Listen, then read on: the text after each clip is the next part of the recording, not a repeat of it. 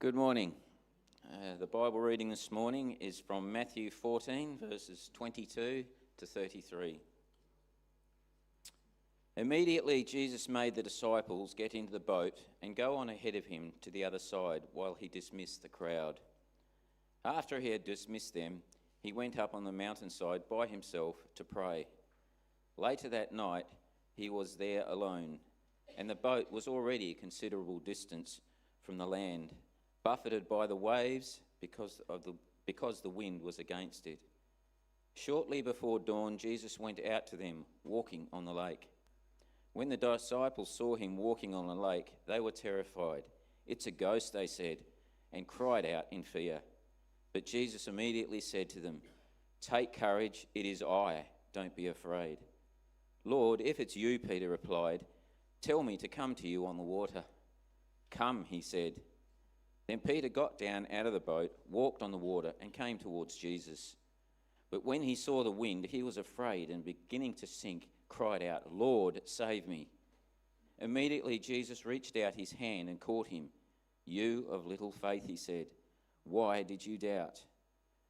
And when they climbed into the boat and the wind died down, then those who were in the boat worshipped him, saying, "Truly, you are the Son of God." May God bless these words to us this morning.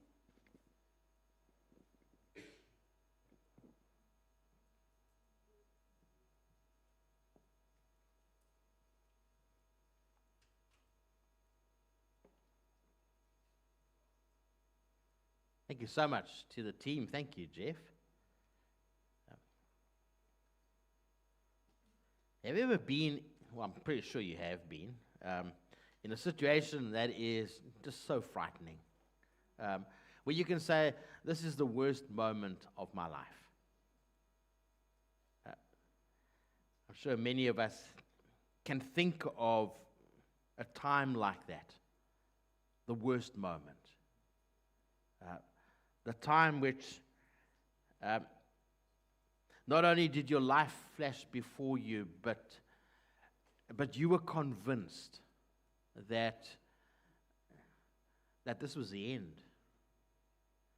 Not that you were that in a sense maybe death would have been sweeter.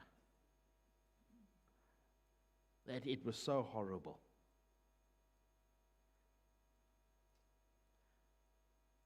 We asked the question, who is Jesus? And what we've been asking the last couple of weeks. So who is Jesus in the midst of this kind of storm, which is the worst possible moment of your life, where death would be the sweetest thing because you can't continue with that kind of suffering? Well, let's look at who is Jesus in the midst of that. Before Matthew writes about this account of Jesus walking on the water, and we find it in all four of the Gospels, and so it's an important revelation moment that all four Gospel writers put it in.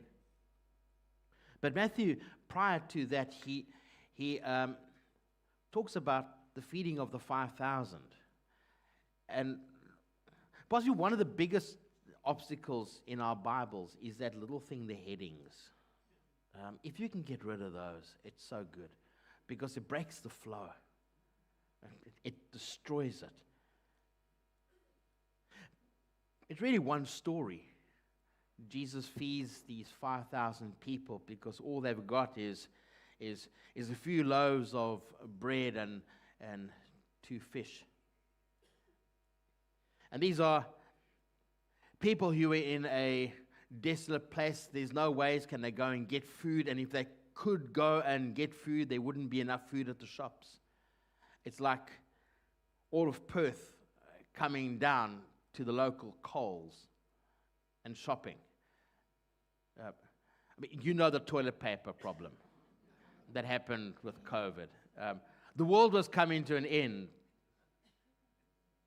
You buy toilet paper. It's that kind of thing. It can run out. The food will run out. In other words, stuck between a rock and a hard place. And Jesus performs this miracle. And you've got to see these two stories connected together. Because there's a revelation that's happening here. That if you were watching carefully and listening carefully, you'd be reminded of the nation of Israel in the desert as they are journeying from Egypt to the promised land over those 40 years. And they don't have food. There was no shops to stop off at. No Hungry Jacks to go to. Where do you get your food from? You can slaughter your animals, but quite soon they're going to be gone. So God miraculously feeds the nation of Israel. And here is, if you saw it, you go, oh yes. This is a moment where in a desolate place, God is feeding his people. He's taking care of them. You always find in Jesus' ministry, he was always linking something back to the Old Testament. Always drawing it into the present. Drawing it. And we must never be afraid to read from the old. Don't think that the new is the only thing that you read from. We read from the old so that we see what was drawn into the new. And this has just been drawn. The wilderness sojourn is being drawn into the new, being drawn constantly. John, when he takes a different perspective, he captures some other words of what Jesus was saying at that time. Because when the people see this miracle happening, they in their minds they're going, man, we now have somebody who can do great things. If we had him as king, can you imagine? Can you imagine if he was able to do all these great things for us and more? It'll be wonderful. So what do they want to do? They want to make him king by force. And he refuses to. But he says to them, he says, I am the bread of life. He doesn't just feed our stomachs, but he's the true bread of heaven. He's the one who gives life. And if you were seeing it, you would recognize. And you would go, this is the God of the Old Testament in flesh and blood in front of us. But if you were really interested only in your stomach, you wouldn't see it. For a moment, you'd be going, oh, gee, at least those hunger pains have now gone. But you'd miss the moment of seeing and noticing Jesus in that moment. And straight afterwards, Jesus says to the disciples, now, get in that boat and go across to the other side.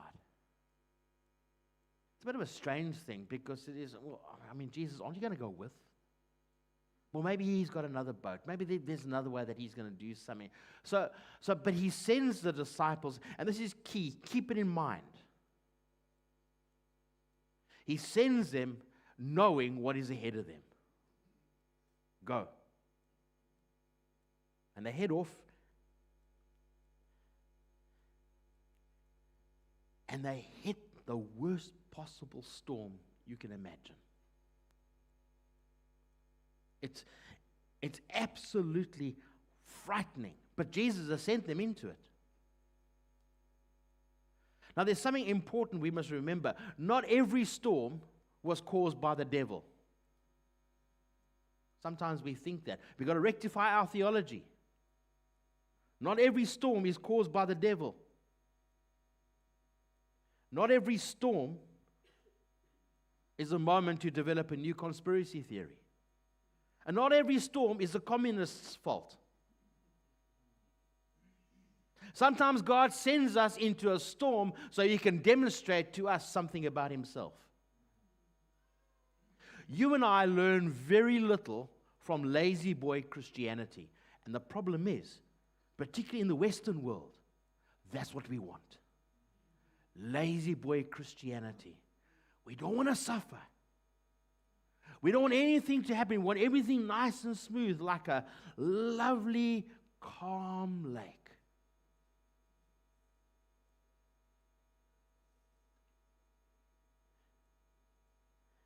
And you'll know that as you get older, if you don't exercise your body, what happens? Yeah, literally that falls apart. I mean, your arm's not going to exactly fall off, or your leg fall off. I mean, it could. But you get weaker and weaker and weaker.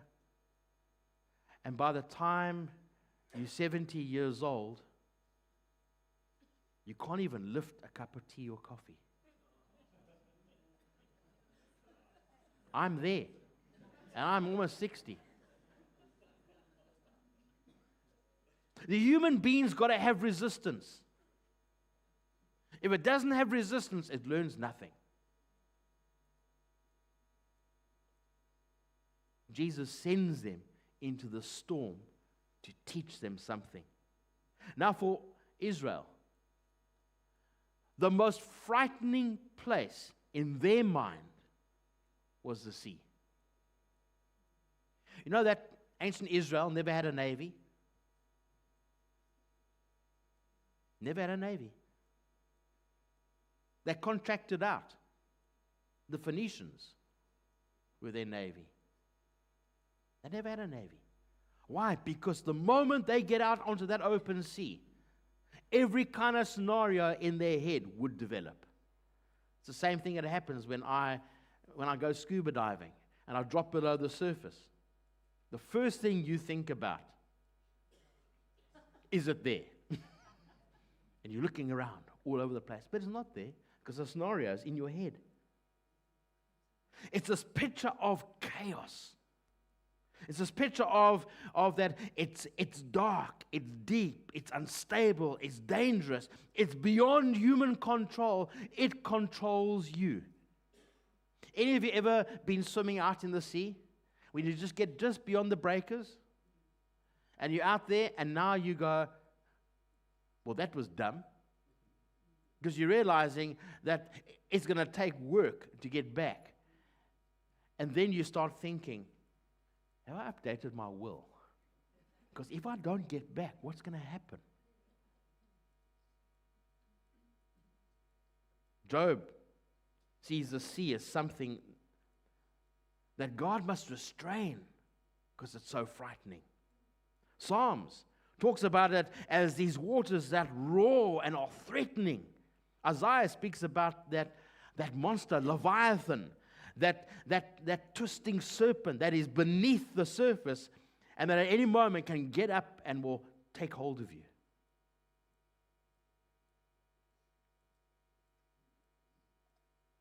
And the disciples, they're smack bang in the middle of this. The worst place you can possibly be. And the Lord sent them there. Maybe our theology might say, I can't cope with that. But you know what? That's what the Gospels do. They take us out of our comfortable place. They throw us around until we are completely disorientated, and then says, now let me introduce to you Jesus. And here the disciples, disorientated, frightened, in the place where it is the worst possible place that they can be. And next moment, there comes Jesus walking to them on the water. Now take the Sunday school picture and story out. Throw it out. Because that can sometimes destroy us. And let's see this. He comes walking to them in a place of sheer terror and chaos. It's a frightening situation. But at that moment, they wouldn't have seen it. And if similar as that, the feeding of the 5,000, here is God who is the God of the Old Testament, who can feed an entire nation for 40 years in the desert. Here he is with them, demonstrating that again. Probably didn't see it. And here again, in a frightening moment, still didn't see it. But I think that afterwards, thinking back, going, oh yes, that was it. For instance, in Job chapter 9, verse 8, it says, God is the one who treads on the waves of the sea. Here he comes, walking on chaos. Walking on the thing that is ruling these disciples and is putting them into the most scariest of situations. There he is, walking on it. What does it mean to walk on something from a biblical perspective? It's to have authority. The Psalms place it so clearly. Psalm 8 is that creation is placed under the Lord, under his feet. Psalm 110, that all of creation is beneath his feet as a footstool. Here he comes, showing complete control and authority, simply walking on it.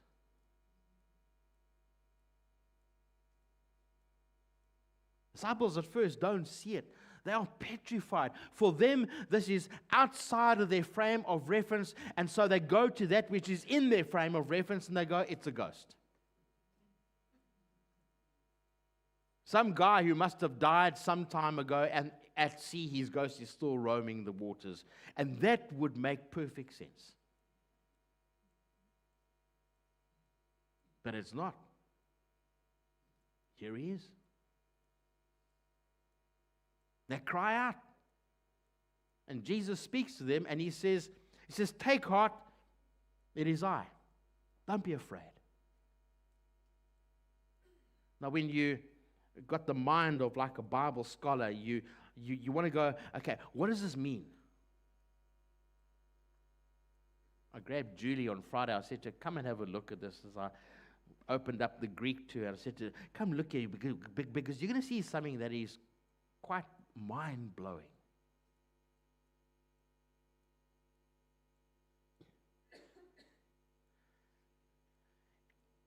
In ancient Greek, if you want to, you may have had this experience when you're walking around the house at night and somebody thinks there's a burglar and they're about to come and beat you with a baseball bat, and you've got to remind them, it's me.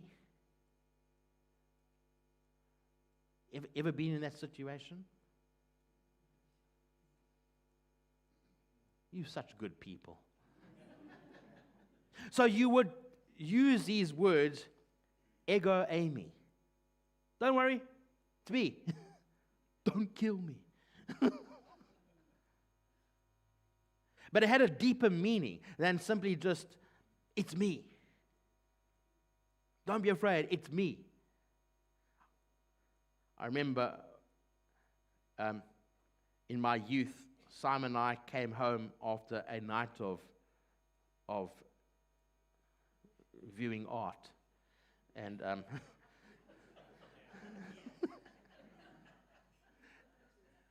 and we came into the house, and my dad had put the coal scuttle bag box thing, whatever, in front of the door to catch us.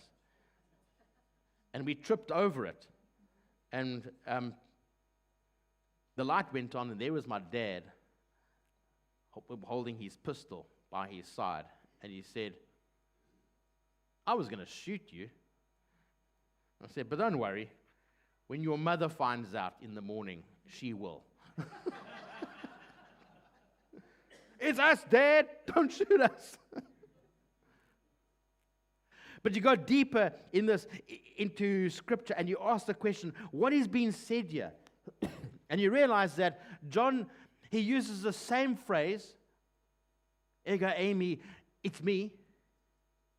But then he uses it other times when he says, I am the bread of life. I am the light of the world. I am the gate. I am the good shepherd. I am the resurrection and the life. I am the truth and the life. I am the vine.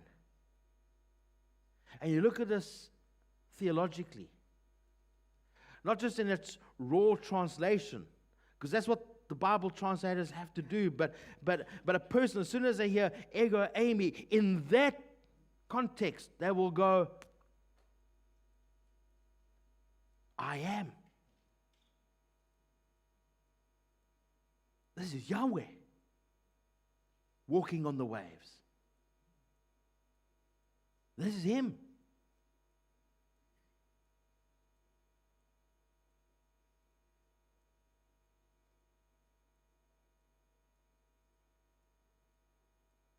Peter, probably getting some of it, says, if you want me to come to you, tell me to come. Jesus says, sure, come.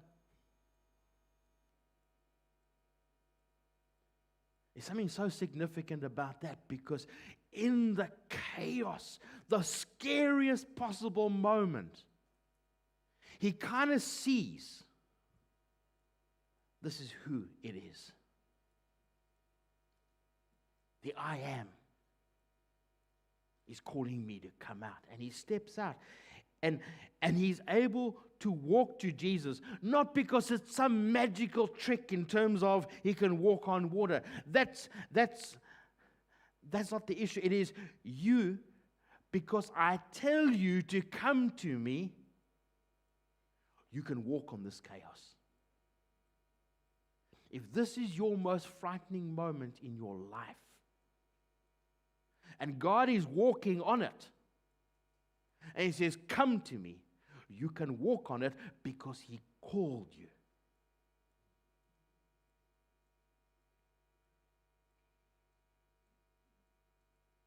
See, faith isn't about that I can walk on water. Faith is about that I heard God say to me, come, and I went. But we notice that it doesn't necessarily work out so well for Peter. And he starts to look at the chaos around him, which in a sense is quite natural for us. How many times have we prayed, Lord, can you help me in this situation? And we feel so good and comfortable after our prayer, and then we are reminded. Chaos again. Peter takes his eyes off that and he sees the chaos around him, and the wind and the waves become louder than the call that Jesus made. And so he sinks.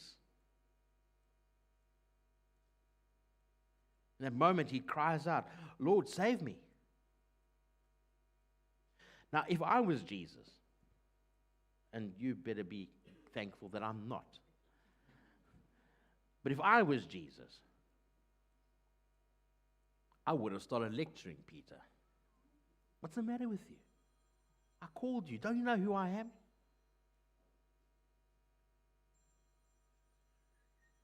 I wonder who that is.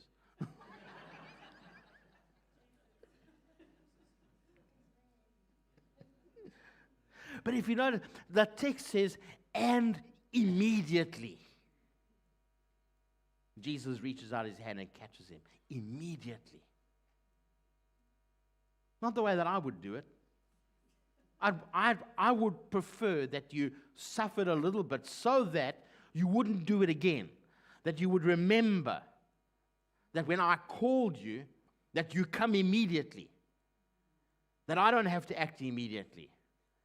You remember the lesson. No, that's not how God works.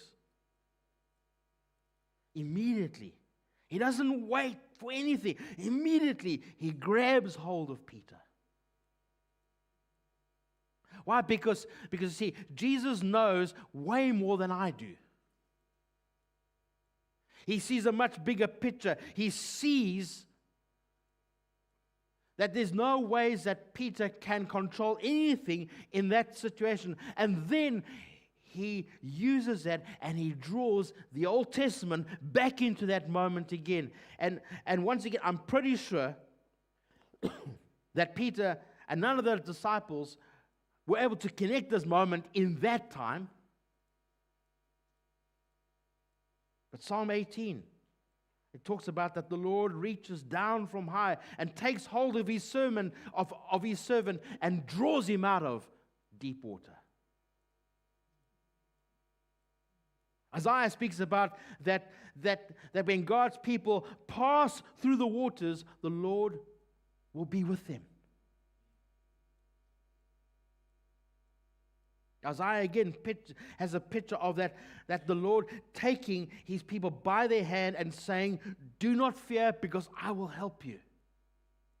And I'm sure that every single one of you sitting here today can testify to that moment when you were going through the worst of the worst of the worst and you prayed, you knew he had you by your hand. And what was happening now was the wrestling of the faith in your head, but that wasn't going to stop him from holding your hand.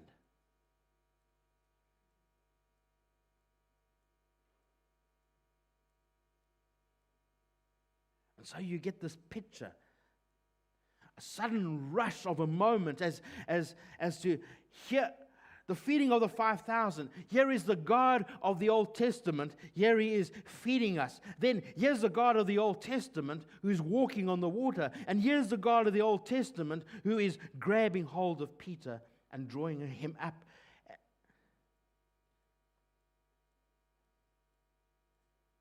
And when we look at this story, at this account, we don't ask ourselves the question, how big was that storm, but rather, who is Jesus in the midst of that storm? And we talk about that in our own personal crises. There is a 100% guarantee you and I will go through the worst possible crisis sometime in our life. It is 100% guarantee. But the question is, are you powerful enough to get yourself through it? Because if you are, there's one of two things that's happening here. Either you God, or the second one is that you're delusional. And I guess the first one is also because you're delusional. You and I cannot get ourselves through something like that. And as much as we would like to be on the armchair and decide how we're going to treat God in the midst of that kind of crisis, you know what? It's really easy to be an armchair atheist. Speak to anybody who is in war, and that will tell you there is no atheist in a foxhole. And there's no atheist in crisis. Because everybody will cry out to God. And this is the God who we serve. He will reach down and he will grab and say, I have you. And we think that the Peter story is sensational, but there's more. There's greater. Because the same Jesus, he takes the chaos of our lives in all of its smallness and its bigness, and he takes it and he goes to the cross with it. And he bears all of that on the cross. And then the judgment that must be paid, which is death, he dies and he is laid in a grave and he pays that judgment for you and I. Because the worst possible moment that will eventually come to every single one of us is death. I'm not just talking about that moment when you stop breathing and your tongue sticks out your mouth and you look ugly. Not that moment, but that death where you cease. And then you face eternal judgment. He takes that.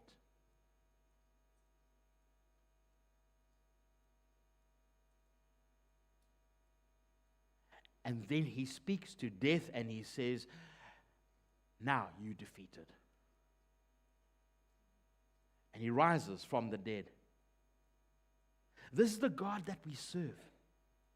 This is the God who takes hold of these crises and he deals with them.